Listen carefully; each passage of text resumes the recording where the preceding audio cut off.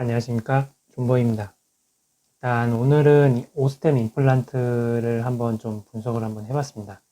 오스템 임플란트가 지금 2018년도에 여기 보시는 것처럼 4천억대에 매출액이 4천억대에 좀 있다가 중국 쪽이 이제 터지면서 그냥 이제 완전 퀀텀 점프를 하면서 올해는 이제 1조를 훌쩍 넘는 매출액이 되지 않을까, 그렇게 좀 컨센이 좀 형성이 되어 있고, 영업이익률도 이제 기하급수적으로 늘어나면서 주가도 엄청나게 올라갔죠. 그래서 분기별로도 봐도 매출액이 꾸준하게 우상향하는, 그야말로 정말 주가나 어떤 투자자로서는 이상적인 아주 그림을 그리고 있죠. 그래서 이렇게 영업이익도 2천억까지 보고 있죠. 2천억까지 보고 있는데 아직 시총이 2조가 안 되고 있죠. 그래서 지금 또 오늘 또 뉴스가 나온 게 중국 VBP가 뭐냐면은 이제 중국 정부가 그냥 낮은 가격으로 그냥 입도 선매하듯이 의약품들을 대량 구매하는 제도. 이게 근데 전체 병원이 참여하는 게 아니고 주도적으로 참여하는 게 국공립병원이 주도적으로 참여한다라고 보여지고 있고, 민간 병원은 이제 참여율을 좀 봐야 될 것 같아요. 그래서 지금 오늘 나온 게 VBP에서 입찰 1위 최다 수량을 낙찰을 했다. 근데 이 수량 자체가 얼마냐? 54만 5천 세트에서 이제 실제 낙찰 결과는 49만 1천 세트라고 하는데, 이게 전체가 다 어떤 중국에 있는 치과병원이 참여한 게 아니고 국공립과 민간의 비율을 좀 나와야 될 것 같아요. 근데 이제 그거는 찾아보니까 아직은 나오지 않는 것 같고, 여기에다가 플러스 좀 여러 변수들은 있겠지만 민간 업체들은 참여하지 않았다라고 가정을 한다고 하면은 뭐 크게 나쁘지 않은 것 같습니다. 지금 뭐 오스템 임플란트 1년차 때 지금 49만 1천 세트를 794 위안으로 계산을 하면 한 700억대 매출이 나올 수 있는데, 이거는 이제 중국향 매출의 전체가 아니고 플러스 민간병원까지 포함해야 되지 않을까.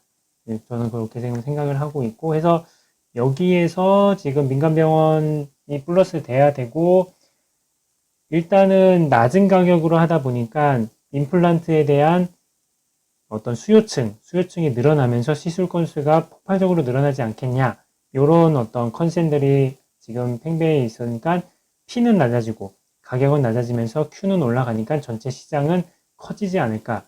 그렇게 좀 보고 있고, 현재 중국 시장 점유율은 1위. 오스템 임플란트가 1위인데 지금 28%인데 이게 점차 늘어나지 않을까.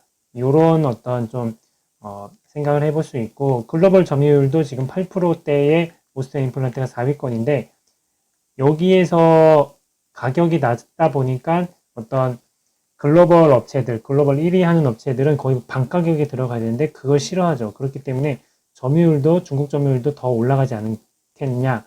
그렇게 좀 보여지고 있고, 왜냐면은 이제 글로벌 업체들은 그렇게 깎아서 가면서 현재 가격 대비해서 절반 이상 뭐 손해보면서까지 이제 하기는 싫은 거죠. 그렇기 때문에 일단은 최다 수량은 중국에서는 이제 오스템 임플란트가 차지한 것 같고, 일단 이렇게 호재도 있는데 일단 사건 사고가 굉장히 많았죠. 2014년도에 이제 리베이트와 뭐 해외 법인 부당 지원으로 전문 경영인 체제가 갖춰지게 되고, 그리고 2019년에는 세무조사에서 400억이나 때려맞고, 또 가장 좀 잘 아는 재무팀장이 2천억이나 헤쳐먹고, 그리고 2022년도에 이거의 영향으로 내부회계관리제도가 비적정 의견을 받으면서 아직까지 지금 주식 HTS상에 투자 주의 종목으로 떠 있죠. 네, 그런 것도 있고, 그리고 또 최근에는 중국 니콜 얘기도 나왔는데 이거는 좀 아닌 것 같아요. 그래서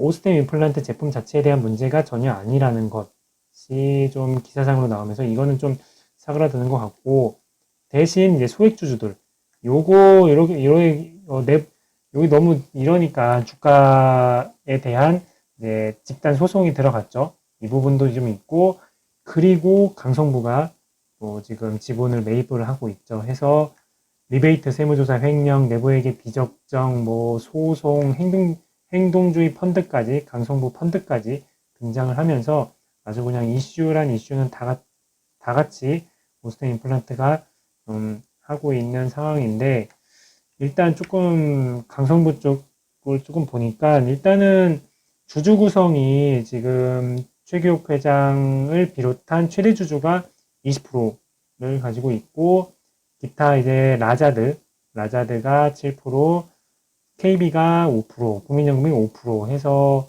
지금 일단 강성부 측이 최대 주주가 되려면은 이 20.64%보다 더 많이 해야 되는데, 더 많이 매입을 해야 되는데, 그러기 위해서는 기업 결합 신고도 통과를 해야 되고, 또 이걸 20% 이상 해서 최대 주주가 됐다고 하더라도 라자드, KB, 국민연금 합하면은 이게 17%, 20%에서 37%, 37%까지 고려를 해야 되기 때문에 이거는 이들이 어느 편에 설지도 아무도 모르고, 그러니까 최대 이런 걸 가면서는 37% 이상 모아야 되는데 사실상 좀 쉽지는 않은, 현실적으로 쉽지는 않은 어떤 지분율이고, 그렇게 본다고 하면은 이 회사를 먹으려고 하는 것보다는 결국에는 주가 상승, 결국 계속해서 이슈화를 하면서 주가에 대한 관심도를 높이면서 주주 제한, 주총에 대한 안건 제한이나 이런 것들도 하면서 배당이 그렇게 높지는 않아요. 지금 오스템 인프라가. 그래서 배당도 좀 확대하라고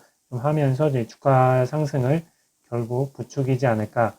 결국에는 회사를 먹겠다라는 것보다는 결국 여기에 초점이 맞춰져 있는 걸 알겠고, 그래서 조금 더 보면은 지금 일단 횡령, 내부 통제 등 어떤 주주 가치를 훼손하는 행위들을 어떤 오스템 임플란트가 많이 해왔는데, 이것들을 적극적으로 개선시킨다는 명분이 이제 강성부에는 있고, 그래도 실적도 좋고 중국 쪽에서 호재도 들어오고 하기 때문에 계속해서 이슈화가 되면서 3월에 정기주주총회랑 감사보고서가 제출이 되면은 이제 거기 안에 내부에게 적정 의견이 만약에 있다라고 하면은 바로 이제 주의 환기가 해제가 되면서 이제 좀 어떤 호재로 작용하고, 주총까지도 계속해서 일단 이번 주총은 뭐 상징적인 의미죠. 지금 와서 뭐 표대거를 했을 때도 12월 말일 기준에는 6.57%가 아닐 겁니다. 그래서 그런 부분에서는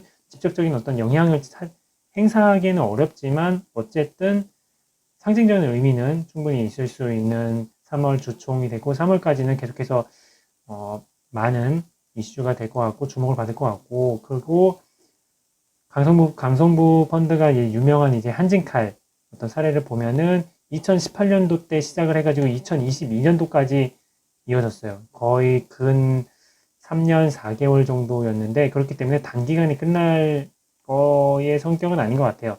한 2, 3년 정도 내다보면서 이제 주가 상승을 최대한 끌어올리지 않을까, 그렇게 좀 보여지고 있고, 결국에는 좀 정리를 하면은 일단 오스템 임플란트 실적이 너무나 좋고, 수급도 강성부 펀드가 지속적으로 아직은 매입할 여지가 충분히 있고, 그리고 3월 달에 주의 환기 해제 기대감, 그리고 주총에 대한 이슈, 그런 게 좀 긍정적으로 보이고, 결국 좀 뭐 부정적으로 본다고 하면은 뭐가 또 오너 리스크가 됐던 어떤 뭐 경영진 리스크가 됐던 어떤 리스크가 나올지는 또 이제 생각을 할 수밖에 없고, 그리고 소송도 지금 있고, 그리고 실적이나 이런 게 너무나 좋아. 오스템 임플란트 내재된 기업 가치만 보고 투자를 하려고 하는데 뭐 이런 게 있어.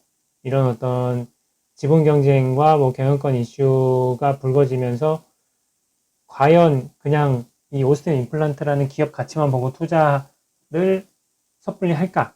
그냥 할까? 이런 데서의 또 좀 뭐 부정적인 이슈가 있을 수 있겠죠. 하지만 이런 거보다는 일단 실적과 수급 뭐 이런 3월까지의 어떤 이벤트를 봤을 때는 좀 긍정적으로 볼 수 있지 않을까 하는 생각을 하면서 오늘 여기까지 하도록 하겠습니다. 네, 오늘 시청해 주셔서 감사합니다.